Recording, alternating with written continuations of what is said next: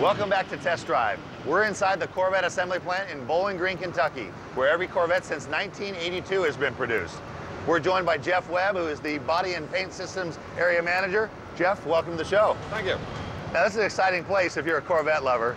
It's a place to be if you're a Corvette lover. Now, being as limited production and specialized as the Z06 is, what special challenges did that present when you went to make it from a prototype to a mass-produced vehicle?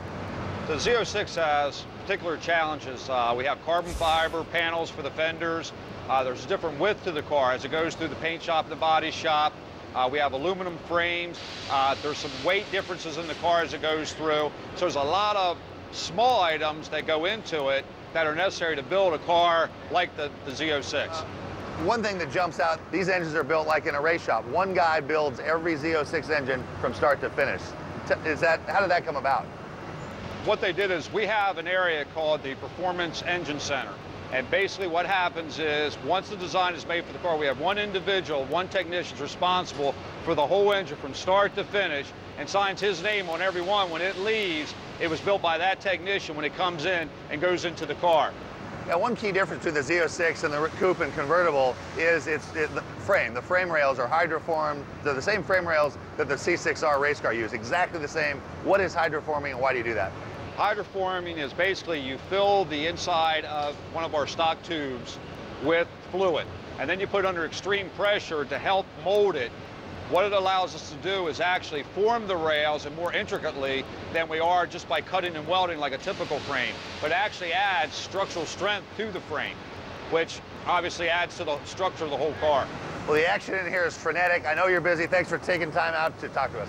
Well, I'm glad you could come today. If you get the chance, go across the street to the National Corvette Museum, get a closer look at a lot of the things we talked about today.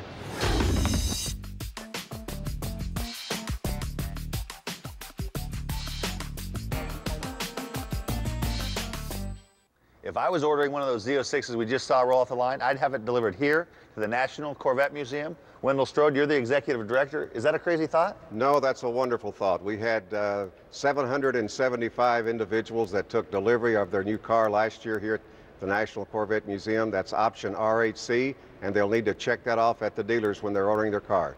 Now, tell us about the museum. What are you all about? We try to present the cars from the standpoint of when they were first produced, beginning in 1953. So we have sections that are devoted to each of those generations. We also have a section dedicated to the racing performance area, the design area, the engineering area. So we try to cover all bases, all generations, going back to 1953. Now, there's a lot of great cars here, as you alluded to. If you had to pick out 2 or 3 favorites or ones that people find the most interesting, what are they?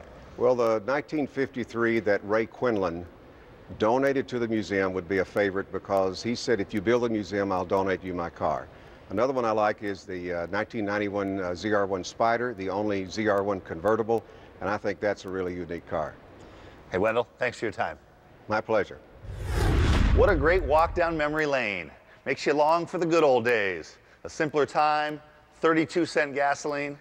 But if I have to choose between 32-cent gasoline and 1957 technology and the Z06 and $3 gasoline, I'll spend my last dollar filling up that bad boy.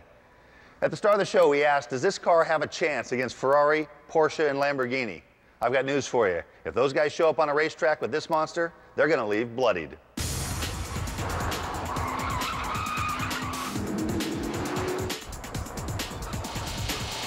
Huh, it's almost naughty. I like to say, I don't think I've ever called a car naughty before.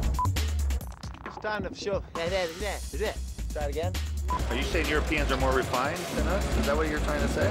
I think that I am more refined than you. No, I'm kidding.